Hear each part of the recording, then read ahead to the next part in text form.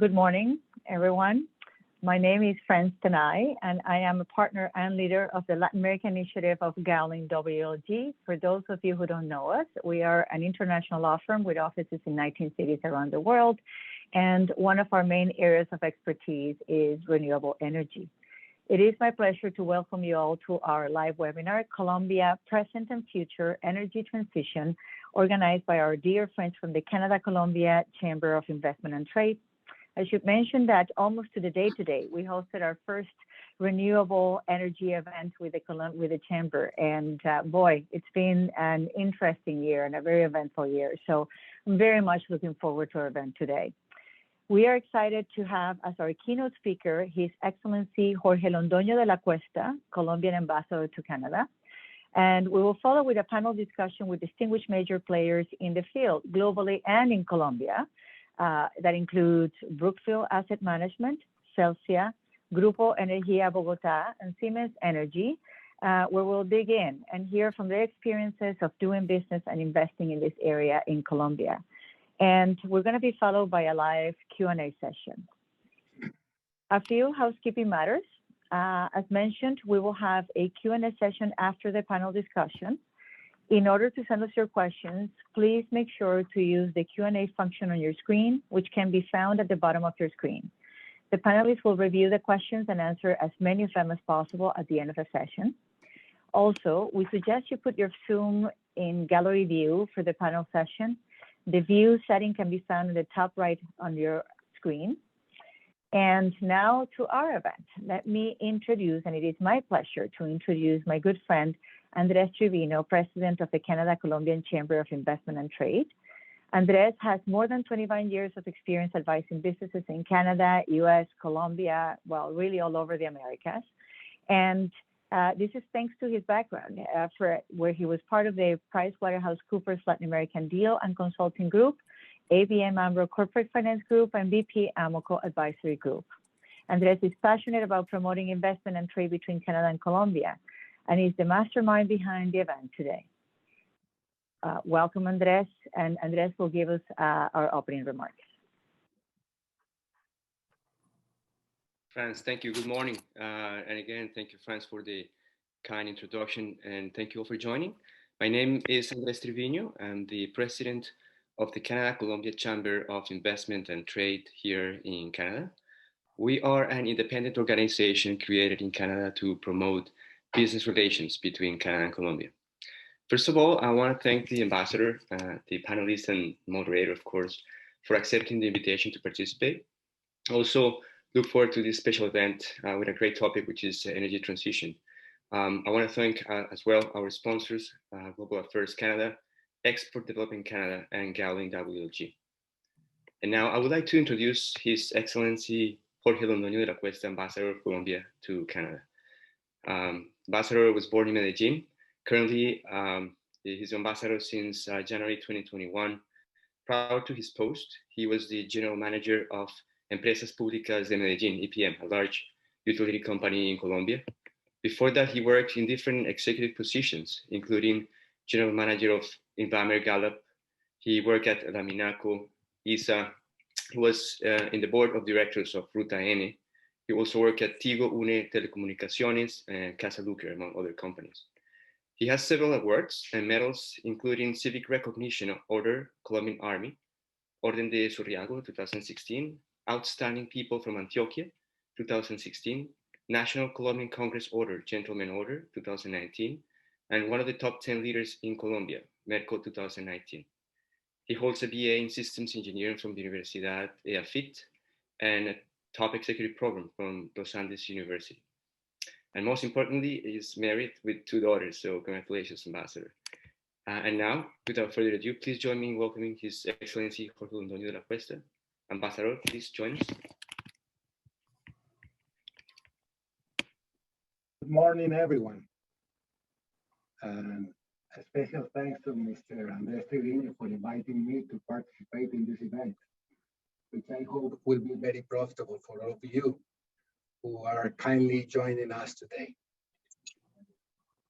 Like every country globally, Colombia has worked very hard to fight the pandemic and recover our economy and citizens' well-being.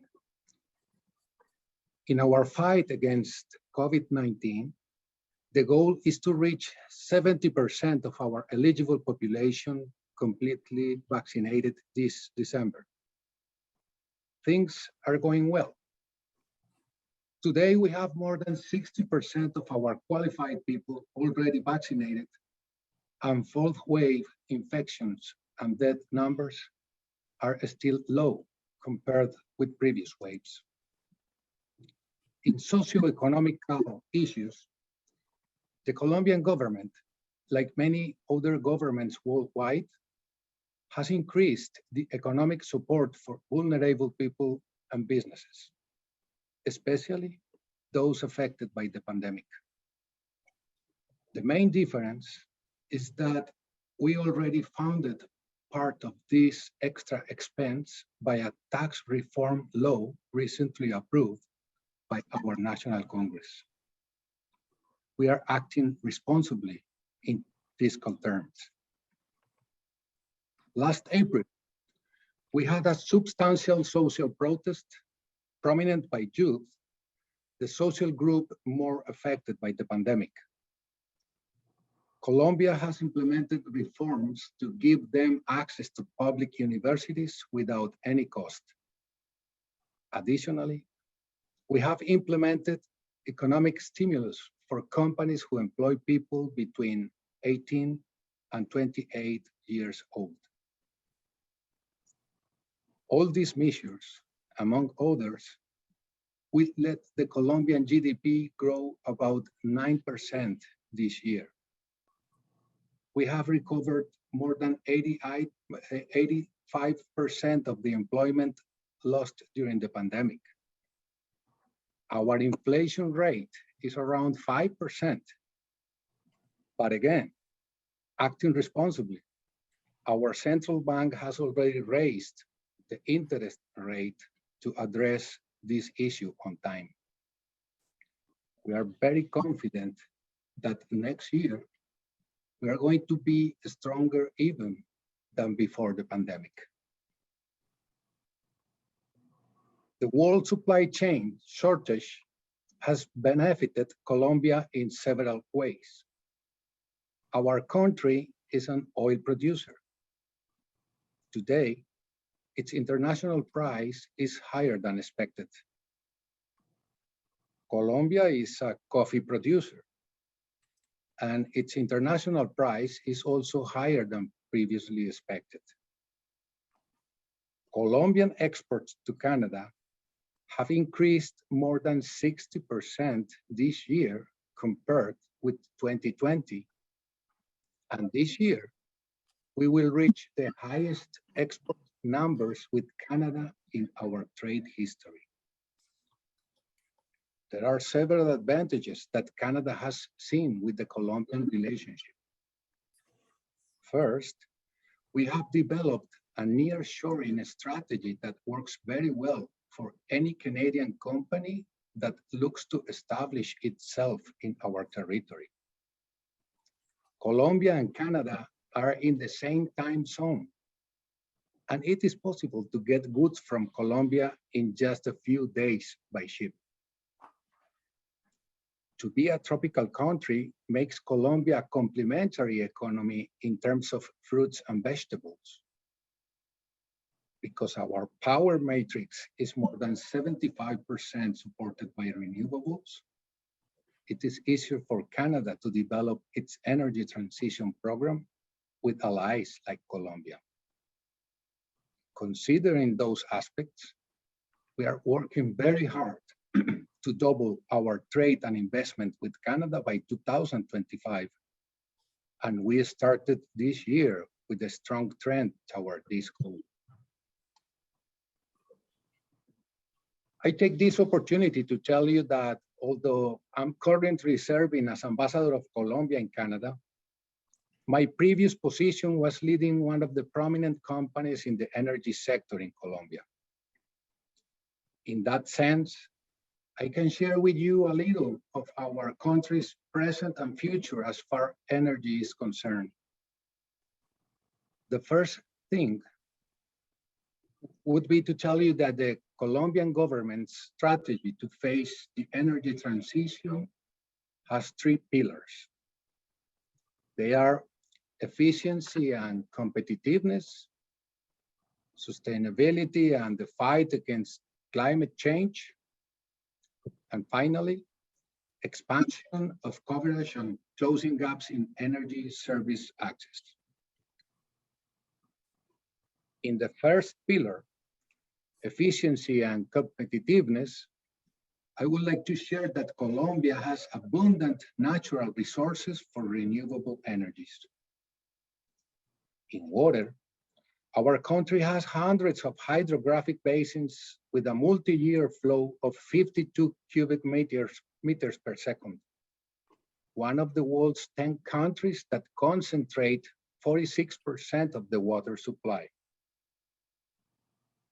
In the wind, Colombia has a potential installed capacity of 50 gigawatts. And in the north of the country, the wind speed 9 meters per second, doubling the world average.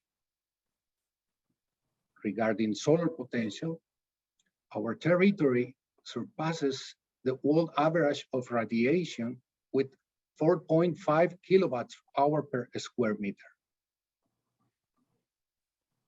But we have to capitalize all this natural potential of our territory with a legal framework that allows it to be exploited and attract investment for its development. In 3 national laws, we have introduced incentives for investors. Thus, in the law of the National Development Plan, the obligation for energy distribution companies to buy at least 10% in non-conventional renewable energies is determined. And equipment for solar developments is exempt from VAT and custom duties. You can deduct the VAT paid in acquiring fixed assets in the financial law, and 50% of the industry and commerce tax can be from the income tax.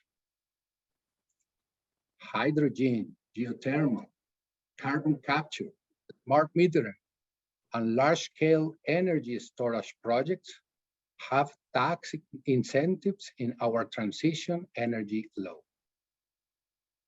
In addition, an accelerated depreciation in 3 years is allowed to investments in energy efficiency or renewable energy projects. All these laws and initiatives help Colombia to make the most of its potential in natural resources. In fact, in recent years, Colombia has held 2 quite successful energy auctions. In 2019, 14 solar and wind projects were awarded with an installed capacity of 1,300 megawatts and more than $2 billion in investment, with quite competitive prices. This year, 2021, we auctioned 800 megawatts in 11 solar projects to come into operation in January 2023, with assets close to $1 billion. With these auctions and others to be held in 2022, Colombia will go from having only 28 megawatts installed in 2018 to around 2,800 megawatts installed in non-conventional renewable energies by the end of next year. If we add our hydro generation capacity, it makes the Colombian matrix one of the cleanest in the world. Additionally, Colombia awarded a large-scale energy storage project to a Canadian company in July of this year with a capacity of 45 megawatts and an investment of close to $20 million, which seeks to mitigate restrictions on our transmission networks. With the support of the World Bank, we will be launching at the end of 2021 a preliminary document with the route for development of offshore wind projects. We will release the final version of the paper in the first semester of 2022, including the diagnosis and identification of needs, the definition of marine areas with potential for these projects, and recommendations for the Colombian government on how to develop offshore wind energy. Preliminarily, some studies estimate that there may be a potential that ranges between 24 and 37 gigawatts in the Caribbean Sea. All these initiatives, among others, have made Colombia lead, together with Chile and Costa Rica, a project for Latin America to reach by 2030 that 70% of its energy comes from renewable sources. This is about 318 gigawatts in 15 Latin American countries. Looking ahead, with Colombia's commitments to reduce its emissions by 51% by 2030 and be carbon neutral by 2050, our country has been developing its potential route in hydrogen. The idea is for 2030 to have a production between 1.5 and 4 gigawatts of electrolysis capacity from our competitive non-conventional renewable sources, with a cost of $1.7 per kilogram of green levelized cost of hydrogen. And from the demand, have between 2,500 and 3,500 vehicles circulating with between 50 and 100 public charging stations. The idea is to integrate more and more business sectors to the use of hydrogen over the years, even developing an export market, given our privileged geographical position, and by 2050 to reach a total demand of 1,850 kilotons. In this same sense of reducing greenhouse gas emissions, Colombia has implemented a series of incentives that allow it to be a regional leader in electric vehicles, to the point that this year, more than 1,000 units will be sold in the country, growing 50% compared with 2020. Our goal is to have 600,000 electric vehicles circulating by 2030. Finally, our national coverage in energy reaches more than 94% of households. During this government, more than 60,000 families have gained access to energy services, a third of them to start with solar solutions, and we hope by the end of 2022 to bring energy to nearly 100,000 families. This more excellent coverage stimulates the protection of forests and the reduction of greenhouse gases due to the elimination of wood combustion for use in homes. With all these efforts, Colombia wants to generate well-being and development for our citizens and demonstrate its commitment to bequeath a better world for our future generations. Thank you very much.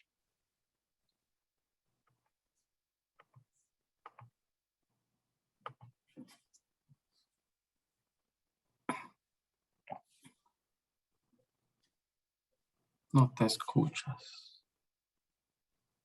Francis estás en mute. Apologies. You would think that after 2 years of doing this, we'll already, these things don't happen. So apologies for that. Thank you, Ambassador Londoño, for your great presentation.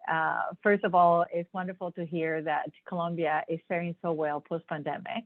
That trade with Canada is actually booming. And I must say that last year we had an opportunity to hear about the incredible and very ambitious agenda of the government in renewable energy.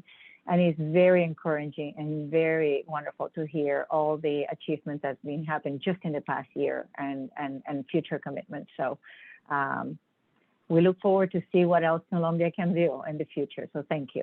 Thank you very much, Franz. And I'm here to help you how to strengthen the Colombian-Canadian relations. Absolutely, our precious. Okay. So now we're going to switch to our panel discussion. And so I'm going to start introducing our panelists and the speakers for the day in no particular order. I think they're all coming live right now. Wonderful. Let's just give it a second so we get all the videos activated. And I think we're missing. And there we go. Thank you. Okay, so in no particular order, I'm going to start with Ricardo Sierra Fernandez. He's the CEO of Celsia.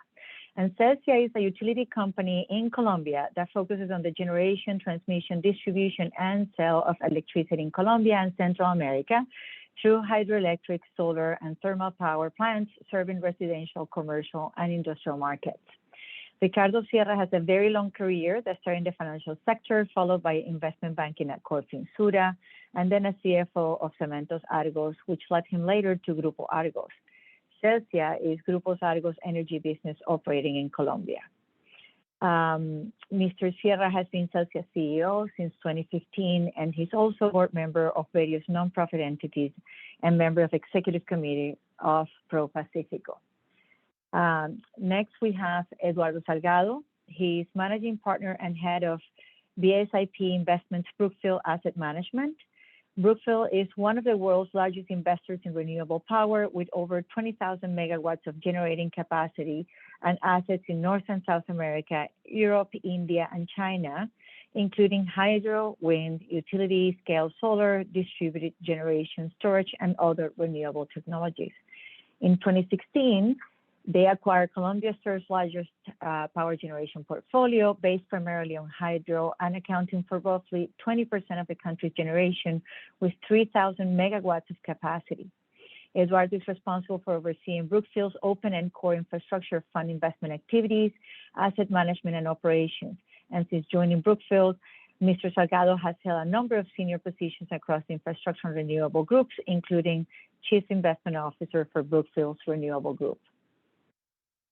Next, we have Jorge Tavares. He's Vice President of Finance, Grupo Energía de Bogotá. So Grupo Energía Bogotá operates as an energy holding with a diversified portfolio of power and natural gas utilities. The group generates, transmits, and distributes electric power, as well as transports natural gas. Grupo Energía Bogotá serves customers in Colombia, Peru, Brazil, and Guatemala. Currently, they're the main investor in electricity transmission networks in Colombia, with 8 projects, of which 3 are key to the country's energy development. Mr. Tavares previously served as VP Finance and Investment at EMP, Empresas Públicas de Medellín, the largest utility company in Medellín. And last but not least, we have David Eduardo Peña, Industrial Applications Regional Business Unit Head of Siemens. He is passionate on energy transition, decarbonization, and digitalization topics, and he's currently responsible for Siemens Energy Industrial Applications Business Unit in the Andean region and hydrogen business in Colombia. Siemens Energy AG is one of the world's leading energy technology companies, and its portfolio includes conventional and renewable energy technology, such as gas and steam turbines, hybrid power plants operated with hydrogen, and power generations and transformers. What a wonderful panel. Welcome all. Okay, so I think, we just heard that, Ambassador Londoño's, very ambitious agenda, and more importantly, everything that has been managed to achieve in the past year. As mentioned before, we had an opportunity to have an event last year and heard about Colombia's ambitions, and it's really wonderful to see how everything is moving.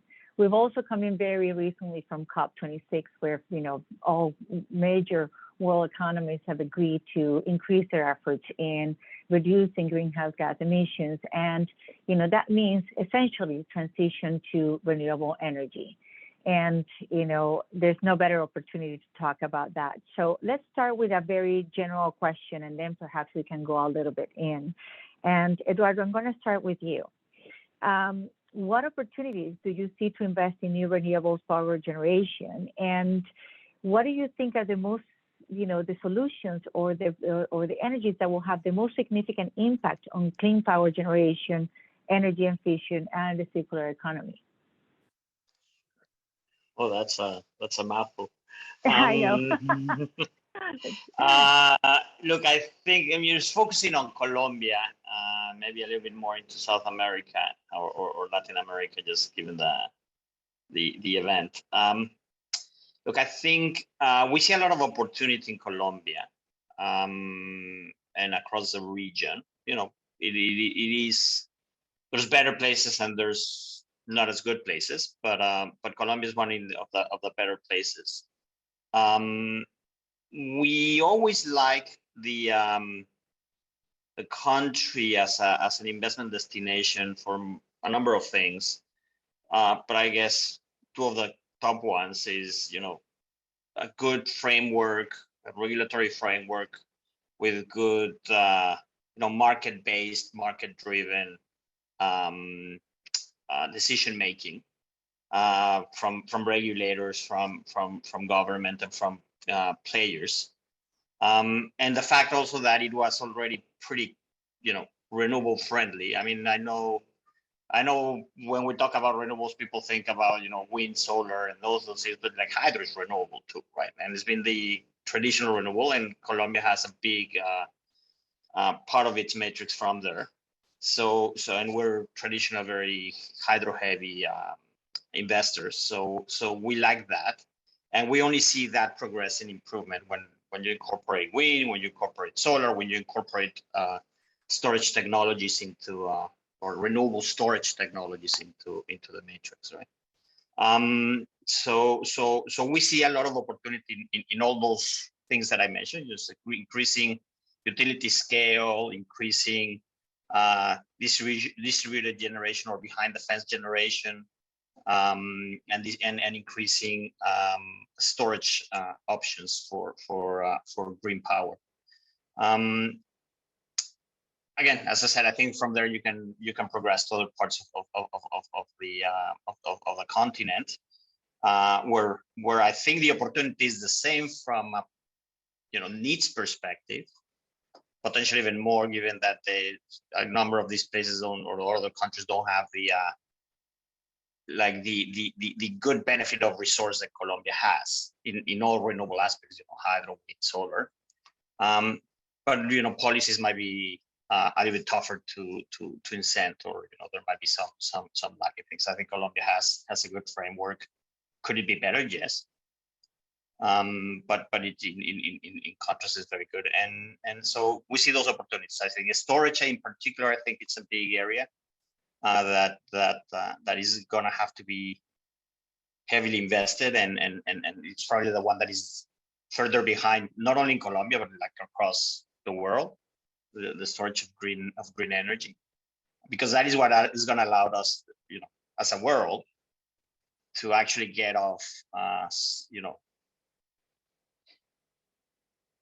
gas as a transition, because gas or some other type of more fossil fuel based generation is what's going to give reliability to all systems. We can build as many renewable forms as we want, but without some type of storage or firm capacity that we can dispatch, we're always going to be running risks in the stability of the systems and the reliability of the systems. I'll stop there. Okay, Ricardo, I see you nodding all the time. What are your thoughts in this topic? Uh, First of all, thank you, Franz and Andres, for this nice invitation to talk again about the energy possibilities and especially the renewable space. No, I was hearing Eduardo, and I think Eduardo with Brookfield and us, we have been taking advantage of the all possibilities that Colombia is offering now for this space. And I was remembering like 1 year ago when we were discussing these ideas, Franz, that today when you see the numbers in Colombia, they are exploding in every front. In wind, in solar especially, it's like crazy, and a small hydro. And I just want to give you for the people that is listening this number is when we started like 3 or 4 years ago, this renewable boom in Colombia, we had only like one small solar farm in Jumbo that we built like let's understand this technology. And now when you see the numbers that people wants to build in Colombia, it's like the ambassador mentioned, it's like thousands of megawatts are requiring permits for different installations. So it's really a solar revolution. And when you and I was playing with the minister the other time in a different panel, because the government is mentioning the energy transition in Colombia, and 75% of our energy production is renewable. So we don't need to talk about energy transition in Colombia. We are already there. And maybe what we need to talk is how we can electrify 100% of the Colombian economy. And so renewables are a very key element of this. So I just want to mention that we are so happy with the solar business in Colombia. We have a great partner, a Canadian investment firm, which is Cubico Sustainable Investments. They have two partners, PSP and Ontario Teachers. So we have been able to go from 10 megawatts to now have more than 650 megawatts in construction and also 150 megawatts in production because of the support of this Canadian partner. So I just want to emphasize that what mentioned Eduardo is that we have a very good regulatory framework, a very good support from the government, and I think the opportunities in Colombia for renewables are very, very good. It's interesting what you mentioned, Ricardo, because hydro really in Latin America has been there for a long time, right? At least in South America. You have, right next door where I come from, Venezuela, in spite of, we can put everything aside, but Venezuela has been a big producer of, or was a big producer of hydro energy for a long time, Brazil as well. And people, for some reason, tend to forget about, that at least there was a good base on that regarding when it called to the renewables energy transition. So it's always, in Colombia right now is 100%. So it's good to always, remember that and basically say, listen, we just have an opportunity to take it to the next level. And that's what we're doing now. David, I don't know if there's anything that you want to add at this point. Yeah, thanks. And first of all, thank you very much for having us here in this panel. It's an honor to be with everyone here today. And in Siemens Energy, even though that we are a full energy company, I want to bring the hydrogen topic here because hydrogen is the nature partner for the renewables, meaning solar and wind that Eduardo and Ricardo has told you before. And now that we have been hearing on living this renewables booming in Colombia, and now that the regulatory framework is very stable for the upcoming investors, that's why you start talking about hydrogen now in the country. Topic that a couple of years ago nobody has talked in the country, but now that the renewables are very widespread and that are reaching very competitive prices, you can start thinking on bringing some green hydrogen topics over the table. And that's why the Colombian government has started to work into first this energy transition law, the 2019, that also bring the hydrogen topics, either the blue and the green hydrogen, to have the benefits as the renewables have actually.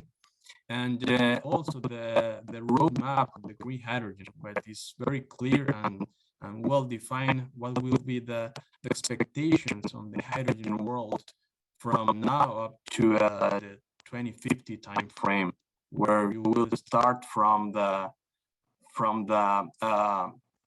blue hydrogen transition and then to the green hydrogen, which is the frontier that we are expecting in a midterm, let's say.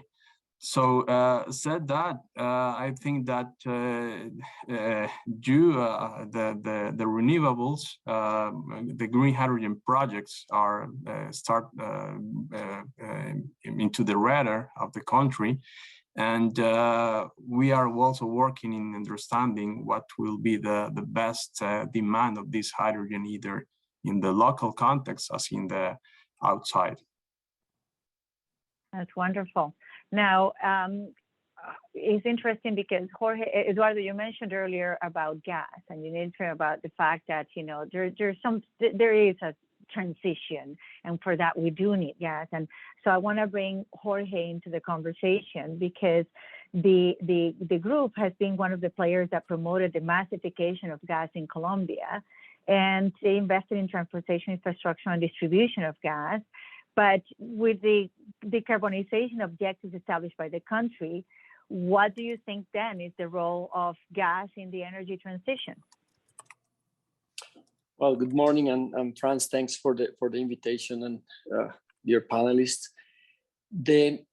I like the comment from Ricardo that Colombia does not need a transition, but perhaps an electrification, because we started from a very green place, and that's an important topic to keep in mind. For every geography, every country starts from a different place, and Colombia starts from a very, very good place, from the sustainability of the energy matrix of the country. And we do have plenty of solar and wind resources that create this huge opportunity to electrify. We think that electrification, though, is going to take some time. Projects, the barriers of entry to the industry are not too high, but what we are seeing is some challenges in the economics of those projects. And gas is going to be needed for a long time, decades perhaps. Especially the effect on the big cities, where the pollution of the air is today's huge problem and impacts health of the young population, of the elder population. And we do see a significant role in the transportation, heavy transportation and city transportation of moving to gas.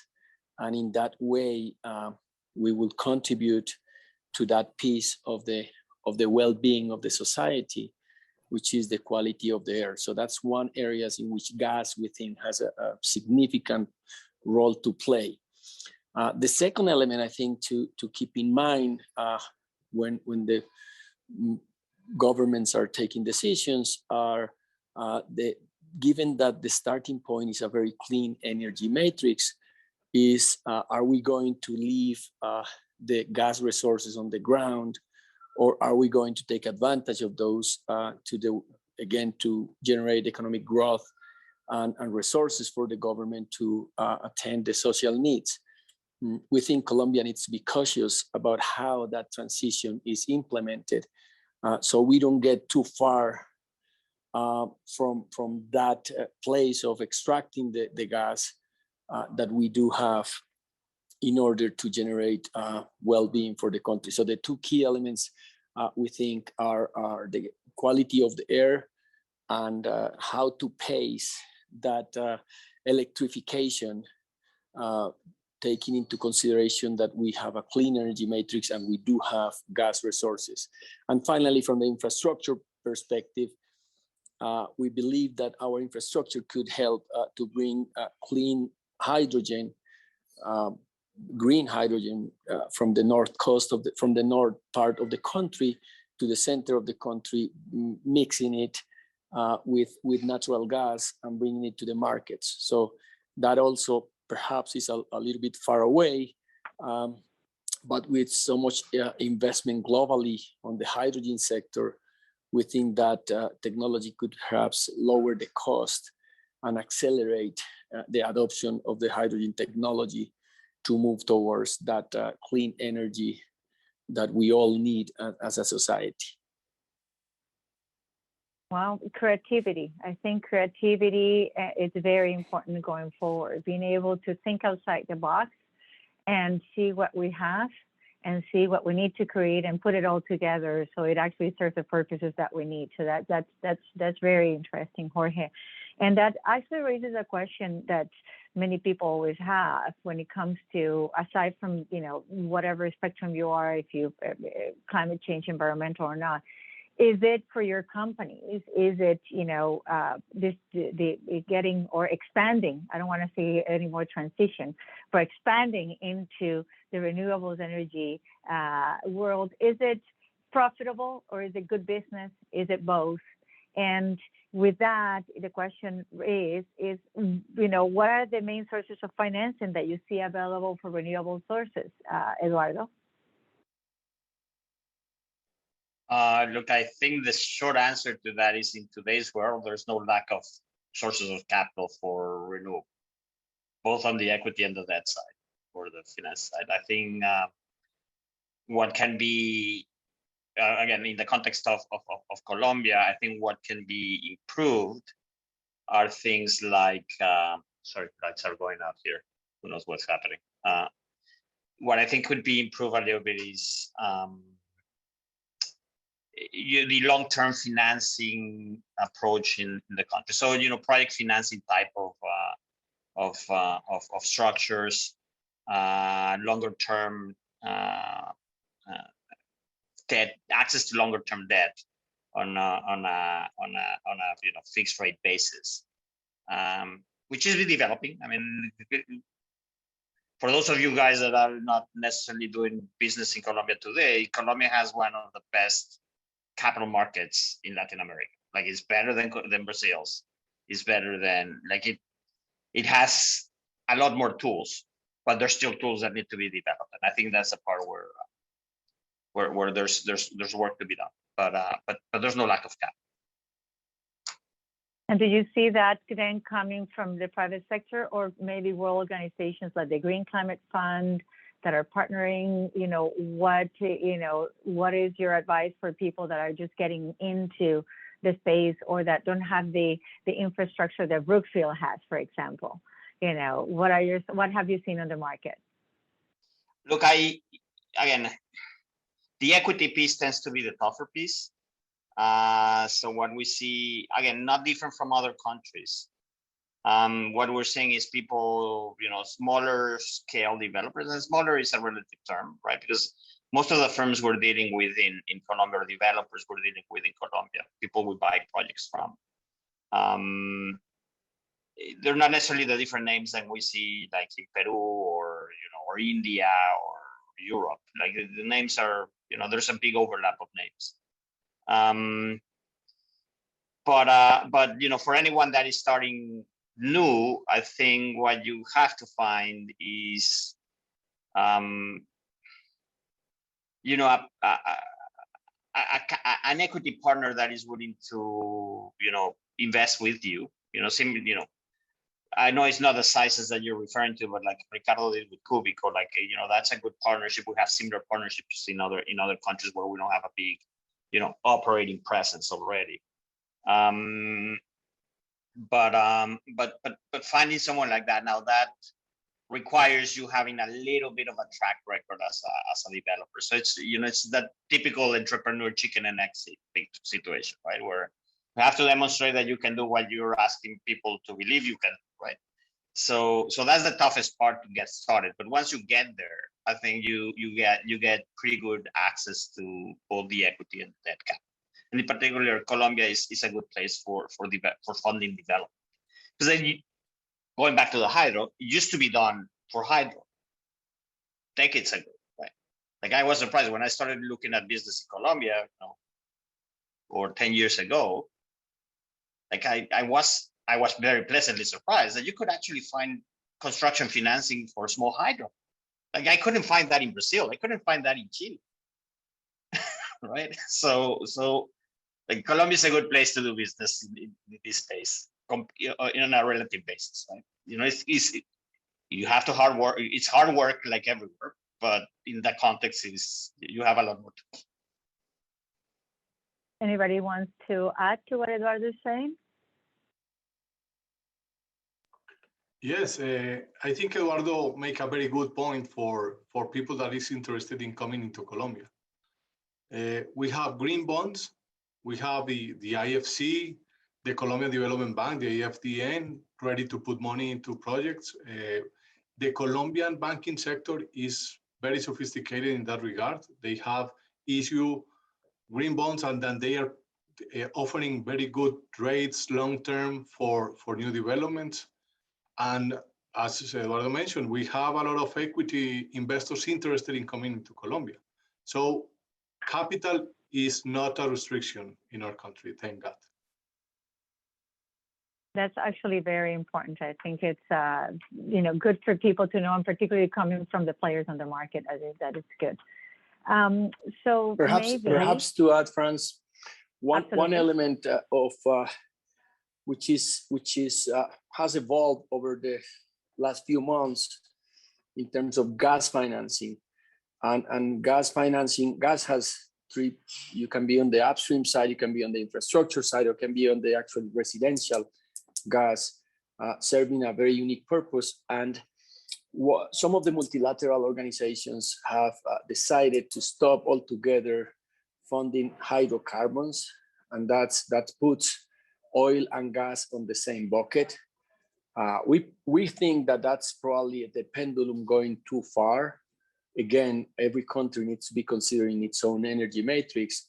And for countries, we're talking about Colombia, but Peru also, if the benefit, the absolute benefit of the gas for those economies of those citizens is very significant. So restricting financing to gas equally than oil, perhaps is an extreme measure that is going to create an opportunity for the private funding or for the institutional investors to fill that space, which is still quite green, and have kind of less competition because some of the multilaterals are not playing in that. Well, let me just then pick up on that. It's one of the questions that I have for you, because in the middle of the year, a framework shareholder agreement was concluded with Enel, and where you incorporate air and assets to the generation portfolio, and precisely, wanted to explore what is the potential of that type of energy for the Colombian energy matrix. So just picking up on that and elaborating a little bit more. Sure. So we have a unique way of operating because we have partnership in most of the businesses. In fact, we're partnered with Brookfield on the natural gas business here in the Bogota area. And that creates us a lot of flexibility to operate in different markets and take advantage, which is the main point here, take advantage of world-class partners that have know-how, that have access to technology and economy of scale to be quite competitive. And that's the case with unlocking the Enel relationship that was strained for a few years. And we kind of re-engage ourselves to fully take advantage of the resources and the opportunities of solar and wind energy and storage to some extent also in Colombia. So we incorporated the Enel Green Power assets in Colombia, which is currently the biggest operator of wind farms in Colombia, and has in total 2.5 gigawatts of plant capacity at different stages, with an investment of more than $1 billion in the sector in Colombia. So clearly through that partner, the country, not just the company, but the country will benefit from a lot of additional installed capacity moving towards taking advantage of the wind and solar resources of the country. There you go. Well, maybe we switch a little bit because I want to have the opportunity for David to actually talk to us a little bit more. You know that, hydrogen, green hydrogen is right now the biggest conversation here in Canada. Is an area that is in full development, and there's tons of conversations and articles, about it. And, in particularly, you've spoken as one of the vectors to support the decarbonization of industries. So in your view, what should be the actions at the public and private level to promote its competitiveness and ensure that those industries that are difficult to abate to traditional methods, we've been having a discussion about that, can enter the hydrogen economy and reduce their carbon footprint? Yeah, thanks, Franz. And yes, in effect, this is a buzzword. Everyone talks about hydrogen, and we have a lot of meetings here in the country around how the companies and the industry can implement the hydrogen economics into their processes, right? And this is to be looked case by case, right? Fortunately, as I said before, the country has already developed the hydrogen roadmap, which is very clear, and the KPIs are very vocal in this case, where they said what will be the target for like a sort of midterm, which is 2030, and then to the 2050, right? So in this 8-9 years time frame, what you will see is that the intention is to start transitioning from gray hydrogen to blue hydrogen, right? For the upcoming or the current producers of gray hydrogen, which is basically the refining sector, and then start implementing the new projects for these newcomers, right? Because this will create a new demand that we currently don't have, right? And this will move in two ways, right? First one will be local demand for these industries that needs hydrogen as a raw material for their internal processes. Let's say the steel industry, the cement industry, the petrochemicals, and others.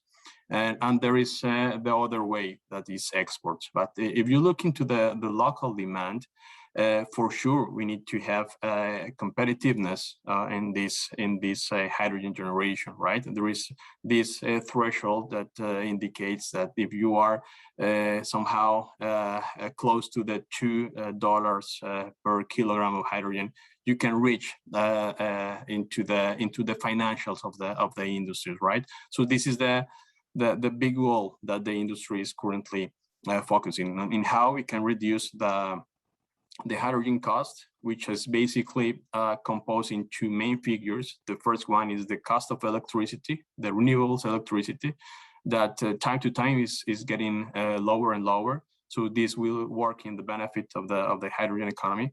And the other ones that is more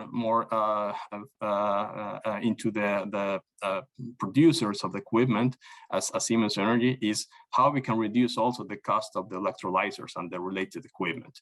So if you look in two ways, I think that the government has already defined a good environment into their energy transition law and this hydrogen pathway in order that the industry can implement these projects in a transitional way, so they can somehow, let's say in a mid-term time frame, they can start using green hydrogen into their economics.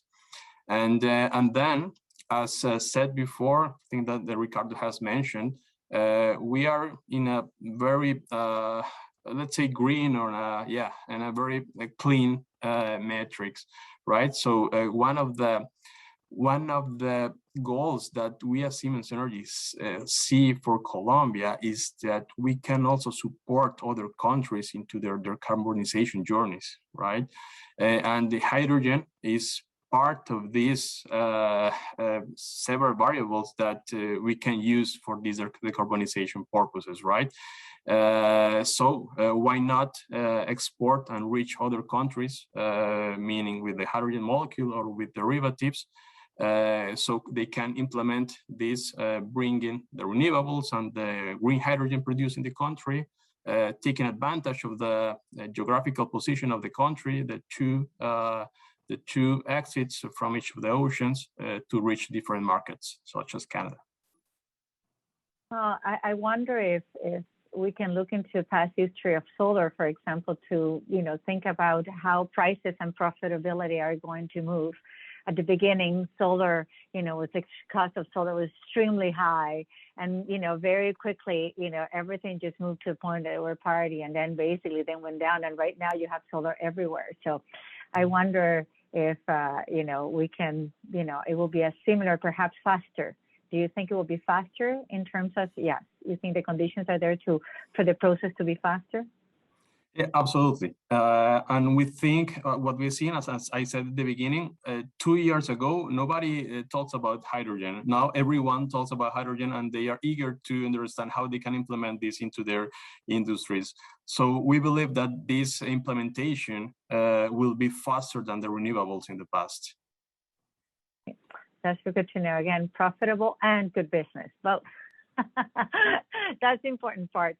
So, Ricardo, I'm going to go with you, and we have to congratulate you because Celsia ranked third in the electricity industry for the Latin American Integrated Market, MILA, and the Pacific Alliance, and 12 amongst the most sustainable electricity companies globally, which is a wonderful achievement.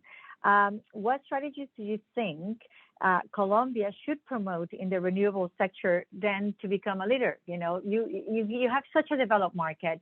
You have already wonderful industries here. So what is it? What is left for Colombia to do to then now take a leading position globally in this market?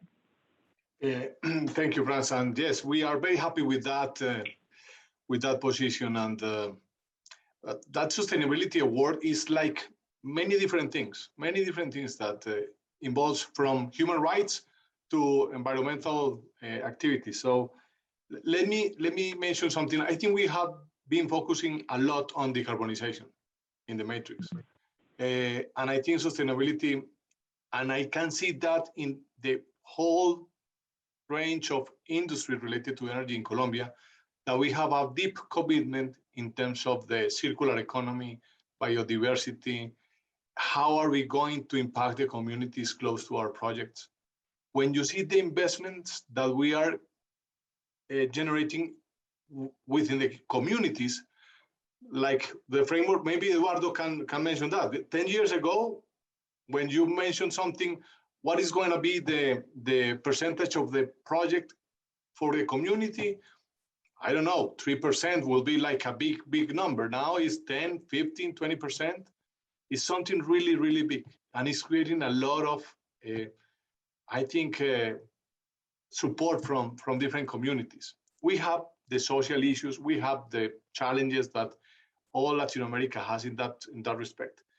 But I want to mention that. And also, I think we have a very renewable system, but it's very intermittent. We are vulnerable to the water, the rain seasons. We have dry seasons. We are very vulnerable to that. So, for example, we are building a 200 megawatts gas power plant close to the gas production site. So we have the latest technology, we have everything. And then, Franz, you can tell me, oh, Ricardo, you are mentioning that you are so green and now you are building a gas power plant. But we need that to have 24 hours energy for our customers. We don't have storage. We don't have hydrogen yet. We hope it will come soon, but we don't have it yet. And how are we going to do that investment? We are creating a 1,000-hectare native forest in order to net zero the emissions of the plant. So we create biodiversity, water impact, a lot of employment for that. So that's the creativity that you mentioned, Franz, before, that we can implementing our different projects. And I can see Brookfield here with his hand. We can hit, Siemens has been helping us a lot with different small schools in Colombia, providing water for them. And Grupo Energía Bogotá is a champion on that. So it's something that is really in the DNA of Colombian companies, that sustainability. And that is wonderful. And I think, Jorge, you wanted to add to that?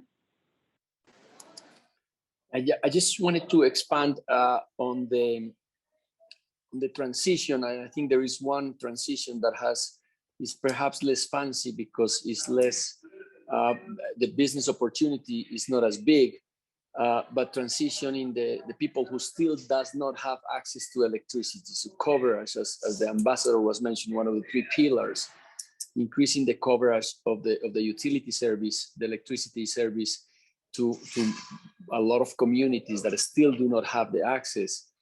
I think that should be also a focus area, and perhaps the companies that are already in the sector can expand their commitment to actually accelerate that conversion, that transition to access to electricity. That's not to a greener, definitely much greener, but it's just not access at all. So they still burn coal, burn wood, which is an important element of the deforestation. Is the second perhaps biggest source of CO2 emissions. So wanted to bring that point to a transition conversation, which is not just moving from the regular sources of electricity to a different ones, but also increasing coverage to people who still do not have access to.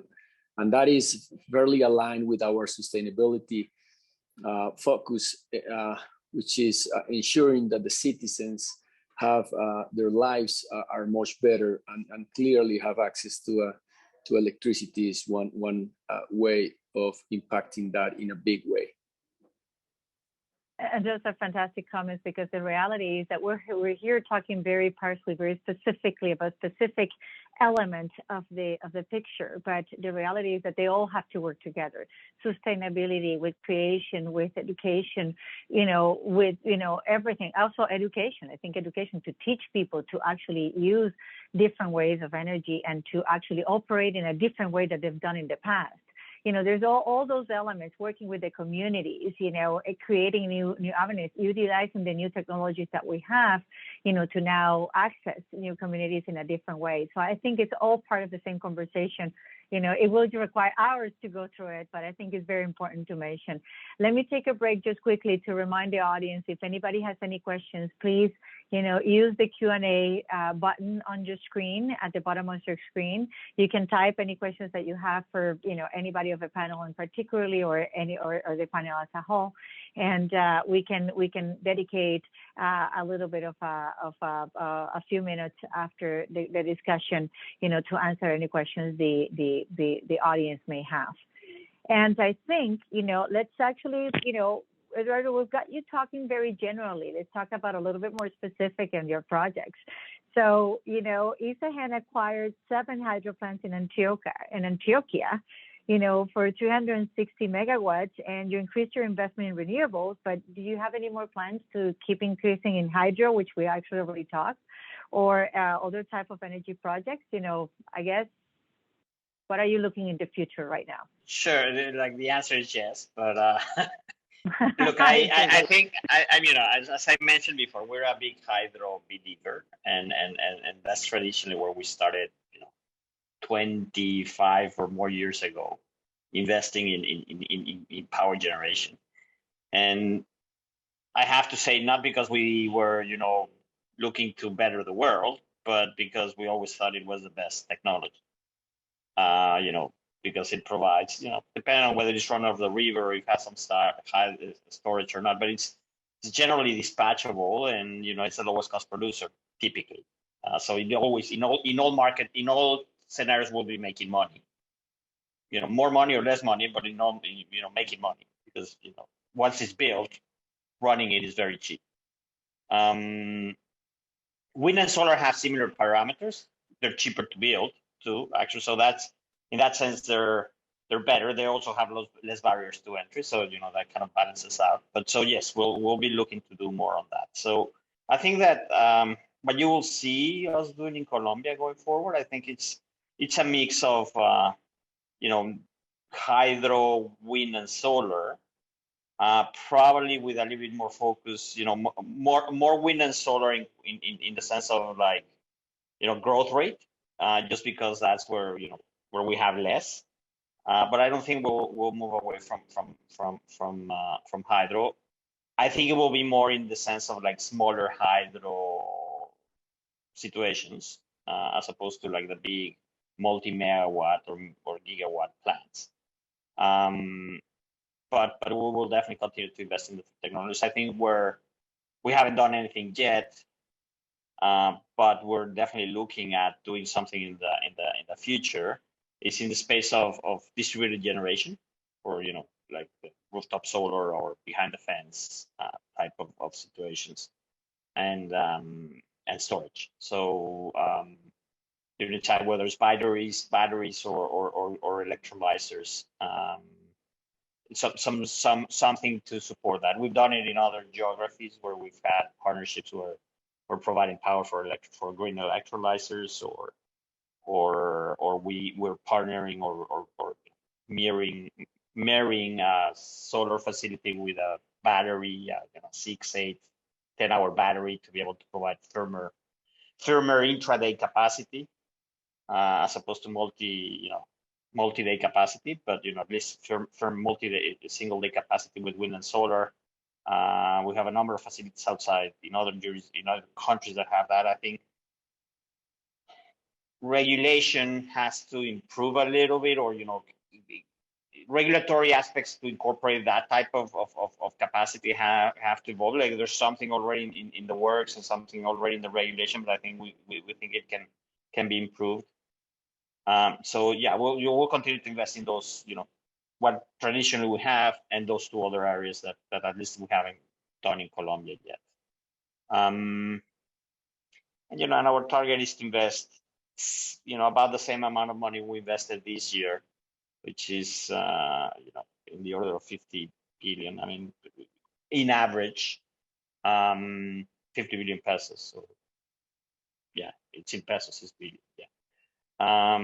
Dollars, still a lot of money. Yeah, in dollars is trillions, but in average per year, I think it will be bulky, right? This year, because of the 7 plants in Antioquia, is a little bit bulkier than what I think other years might be, but in average over a longer period of time, keep deploying that type of capital. So I want to close, because we've been talking about opportunities, and we all know we're very excited about the opportunities. I don't want to close in a down note, but I do think it's important to be a little bit realistic. What do you think then, are going to be the challenges, in the next 3 to 5 years? You mentioned right now, Eduardo, regulatory. There's definitely some regulatory issues. So I want to give everybody, I don't know, Jorge, Ricardo, David, who wants to go and tell me, okay, what do you think are the challenges within the next 3 to 5 years, to accomplish everything that we've talked about? We're near Christmas, so the wish list is a good time to put it on the table. And I think clearly exactly what I was mentioning about, how the government after Glasgow comes back and implements the path to fulfill the commitments with the international community. There has to be a dialogue, and all aspects need to be incorporated. It's very easy to take just the green flag and wave it, as for example, some politicians in Colombia are saying they will not extract more hydrocarbons, and that's just for the economy is close to death. It needs to be done on a careful way, and in general, I think that's what the country will benefit from if there is an open dialogue, and not just the green flag is observed, but also the additional consequences again and again based on a green energy matrix that Colombia has. And the second that has been out there for many years is improved cooperation or coordination between the different governmental entities that supervise or define policy. It is as projects, as solar and wind projects, which are a key element of this transition, grow and grow, the engagement with the communities, the licensing needs to be more expedited. If it doesn't happen, it just will erode one of the benefits of green and of non-conventionals, which is fast time to come to market. If you need to spend another year just on the licensing and permitting part of the project, it will just impact in a very significant way the economics of the projects. And that could create a disincentive for some people willing to invest. And we want all people who want to invest in this sector because the opportunity is very, very big. Those will be my two wish list comments. Thank you, Jorge.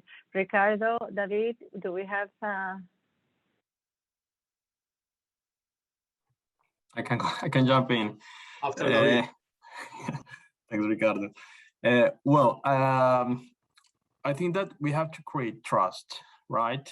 And despite this laws that has been already released by the government and the roadmap, talking specifically in the hydrogen side, we need to create trust and bring an environment in which the investors are willing to jump in. And said that, I can bring the example that we as Siemens Energy are contributing in Chile, for example, where we not only as a company, but bringing the best of several countries, we were able to create a project that is the first in its class in the region, where we can be able to take advantage of the renewables in the south of Chile and produce hydrogen, then make a sort of synthesis with CO2 that is taken from the atmosphere, and after several processes, we can produce e-fuels, right? E-fuels that then will be exported to the European Union with very competitive prices. So it's a project that for the first times, could be very challenging because it's coming from the south of the world, right, to the other side. But at the end, is due to the joining of the capabilities of several companies that are eager to invest and to make a bet of these new technologies, right? And this is for first being a sort of pilot project, right? And then you can then escalate it, right, to industrial production and reach up to 500 liters per day of e-fuels production that will be exported 100% to the European Union. So this is kind of the examples that you can also bring to the country, right? Where you have already the renewables at competitive prices, better locations even, and also, and this is important, is that we in Colombia has a very wide knowledge of the from the oil and gas sector, right? That can be also taken in advantage to transition these people to new technologies and new energies. That's really good. And Ricardo? Yes, regarding to the challenges, France, I think we have all the opportunities, we have the resource, we have the capital, we have the human talent, and I think Colombia needs to continue thinking outside of the box in terms of the social agreements that we need to have in order to complete the project. We have been facing many different situations with communities, with the consulta previa, which is a system that we have in Colombia, which is really crazy because it's not like a firm framework to operate and go to negotiate with the communities the different things that we can have for them. So we need to strengthen that regulation. it's something very critical, because what is happening is that if we want to build a project in 2 years, it's taking 3, 4 because of that restrictions, and it's creating a lot of different situations for the whole infrastructure sector. So I know the government has been willing to try to develop a new framework, but we haven't been able to do it. And we can have it like in other Latin American countries, that maybe that the government takes care of those negotiations, and so they give it the project with that ready or already negotiated, because they have more leverage with the communities that private companies. So I think we need to tackle that issue for speed up the different projects and give more clarity for investors. And I think that's a major challenge, France. No, that's a good one. So I think we're at 10:15 right now, and we have a few Q&A questions and answers. So maybe Andres, do you want to come back and help us with the Q&A? Sure. I'm starting my video. Can you see me? Yeah. Yeah. Beautiful. Okay, great. Thank you, France, by the way, and the panel. Amazing. I love it. So yeah, we have a few questions, and so I'll start with a good question, actually, from Sebastián Becerra from RBC. He says, can you comment on the role that nuclear energy can play as part of the energy mix? I don't know who would like to take that question. Andres, I'm going to answer like Warren Buffett when he was asked about what was his opinion about Bitcoin, and he says, "I don't understand a bit." So I pass. Okay. Jorge, David. Very shortly, because I'm on the opposite end of the spectrum of the expert, but what I have noticed just looking at the developments globally is that the small scale nuclear appears to be feasible and a good option. It has to break a lot of different barriers because of how the industry has been evolved and impacted in a big way by Russia and Japan. But it seems that clearly there are people willing to invest, and there are important benefits both from the cost side and also from the environmental footprint side. Great. In Colombia, is there any investments on that type of energy at the moment? You're in mute. You're in mute, Jorge. Jorge, you're in mute. I think Ricardo can correct me, but we perhaps are 50 years away from having the first nuclear plant in Colombia. Not near, I think. I just have to mention that, and it was a good comment, Jorge. You know, in Canada, we are developing right now what is it's called the SMRs, which is small modular reactors, and Canada is very, very active in the development of the technology. And those are, you know, essentially, it's incredible because it's actually the size of a table, of a desk, that you can actually bring to a community and power an entire community. You know, so it's something that is definitely extremely interesting, and it's definitely moving here in Canada, and perhaps it's something that perhaps Colombia could also explore in the conversations with Canada going forward. So something that I think is worth mentioning. Something to learn from, definitely something to learn from. Like it. If it's scalable, you know, modular is very cool, very interesting. Thank you, Franz. I'll probably tag along with that question. Just I'm curious to know about geothermal and even waste to energy. You know, if you could comment on geothermal energy, what the role they have in Colombia, any project that you guys know, or any investments you might be interested in doing in the future in those two, geothermal and waste to energy, that would be great. You can comment. Look, I can start. Those are good technologies, especially geothermal, but they're challenging. So when you're placed with, you know, small hydro, wind, solar, like they fall behind, you know, they fall in the higher risk spectrum of those things on at least geothermal. The development of geothermal is similar to like oil and gas exploration, right? It has that type of risk. So you know, you need high risk capital for that, which none of our firms tend to have. And so you need developers that are willing to take those risks. Waste to energy, I think that is a case-by-case situation. There's projects that make a lot of sense, and then there's projects that are more about the waste management side of things than the energy side of things. And so again, some of them don't tend to make, from based on what I've seen, the risk return doesn't seem to be as attractive as a wind or solar facility, right? So there's space for those, but I think they're less of the total, right? They're a small percentage of the total. Okay, Eduardo, thank you very much. Anyone wants to comment on that?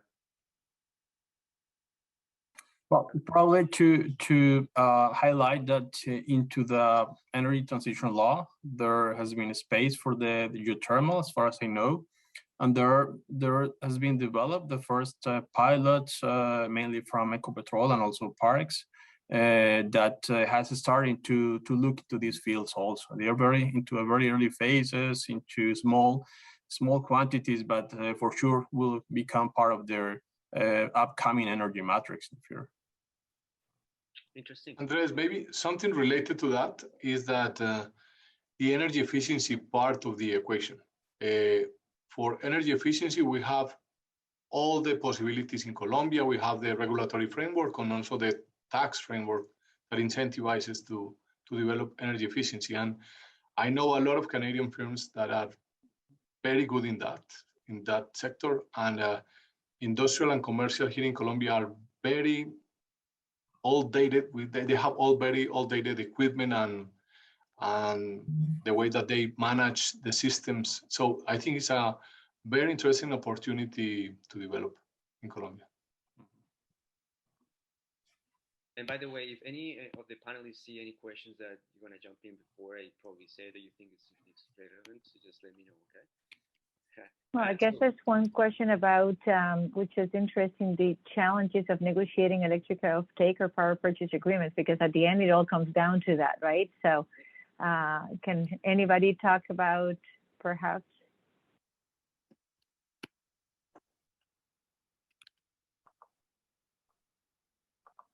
Yeah, I can take a first stab at that. Look, I don't think it's more difficult or less than in other countries. I think there's some peculiarities to the Colombian market, which are power purchase agreements tend to be shorter term than what you would maybe be able to secure in other parts of the world. But the truth is, most of the other parts of the world where you get like the really long PPAs there's really two general sources. It's either governments or some sort of government backstop scheme, or the big multinational, most of them tech companies, right? So I don't think in that sense it's different from other places. I've seen positive improvements in how the contracting environment is in the country. So terms start to get longer, especially for wind and solar dedicated. It's more and more common to find what we say take or pay. So essentially, you're not really running a lot of production risk on the PPA. They're in a little bit longer term, and by that I mean maybe 5 years, instead of like 3 years. Maybe a smaller tail into the 7-year. And then you have the government auctions, which it has its good and its bad. We personally, our operation in Colombia hasn't had an issue and hasn't had to rely on the government auctions. We've been able to develop what we're developing without the need of the 15-year plus government auction PPAs. But I can understand that we might have people like Celsi, ourselves, CPM might have more tools to be able to manage that, and there's something to develop there. But ideally, the market just starts moving there. You get the Amazon that is going to Colombia start to contract the same way that it contracts in the US or in Mexico, where they're looking for 10 and 15-year PPAs that are, solar or wind backed, so that they can run their facilities and their operations locally on a net zero basis and things like that. So I think it's just going to be an evolution following the tracks that has happened in other countries. Yes, I think that's a very important part of the equation, and I agree fully with Eduardo that the market has been moving from a very short-term oriented market for a medium and long term. And when you have the solar farms that can be connected to industrial or commercial sites, it's a great win-win for everyone. So that's a big business now in Colombia. So that's a way in which you have more than 15 years contract when you have this direct connection with the customer.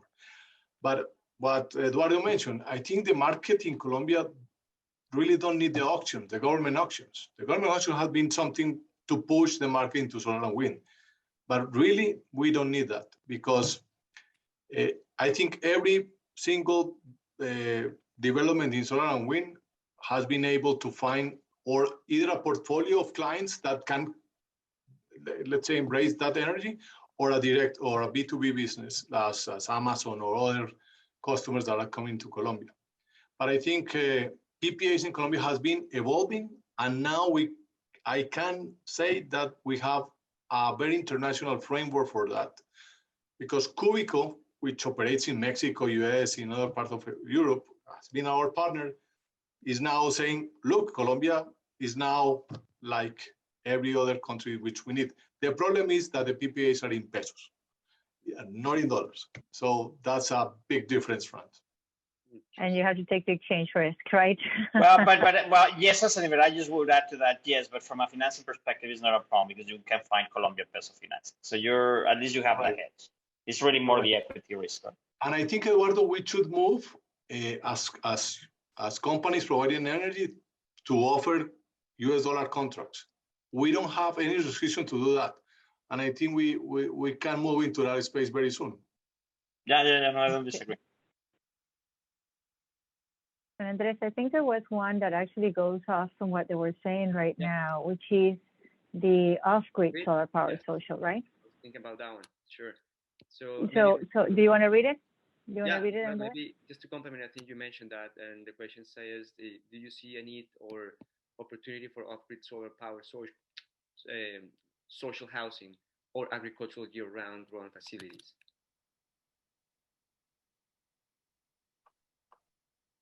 I think, Ricardo, maybe you take that one. We have a couple of projects. We have one close to Buenaventura, 1 hour down the coast, which is a combination of solar power, a little bit of batteries, and a diesel power plant for a fishing community.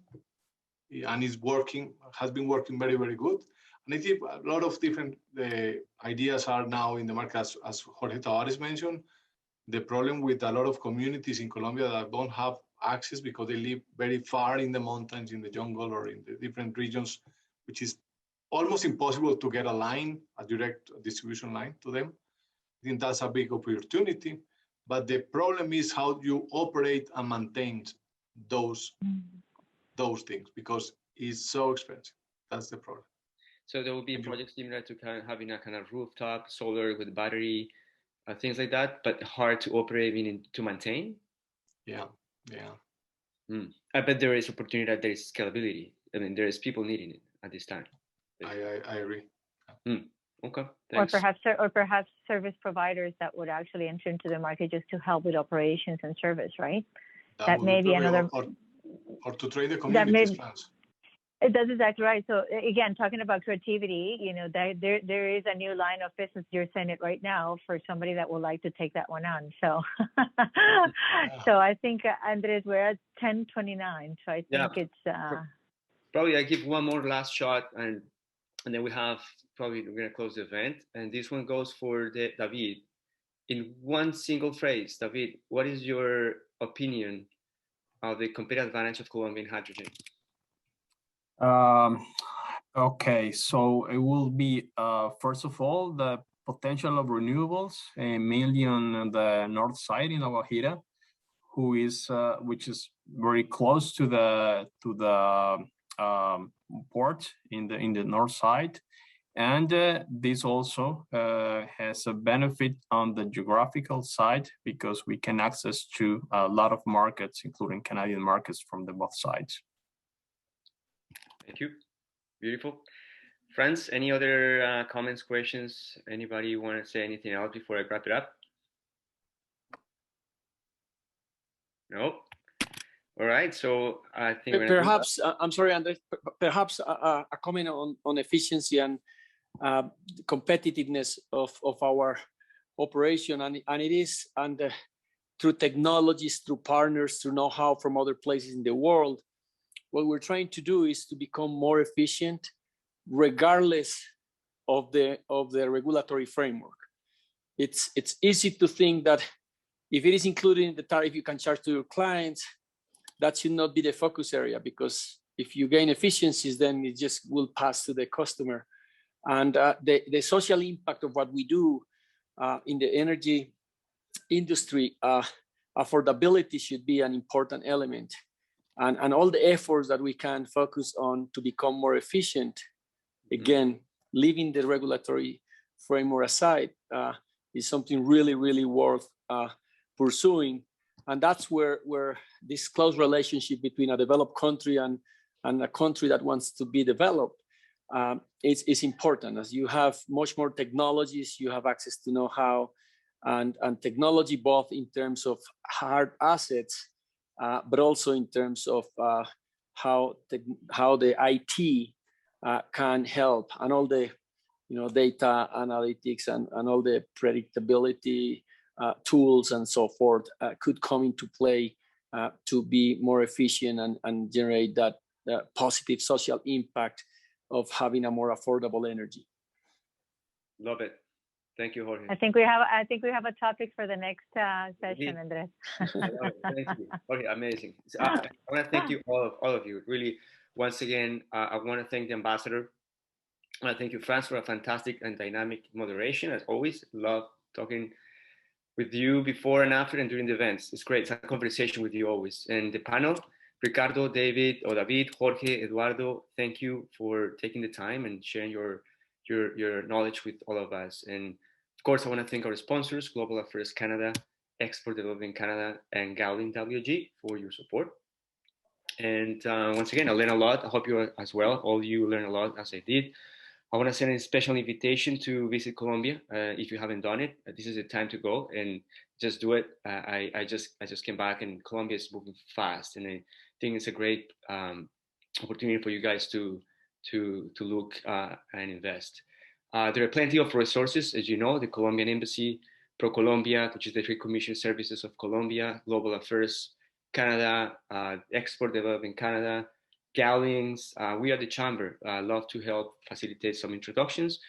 So what I can do now is just extend an invitation to stay tuned for our next event, where we will continue building relations between Canada and Colombia. Thank you. Thank you. Happy Turkey to all the Americans.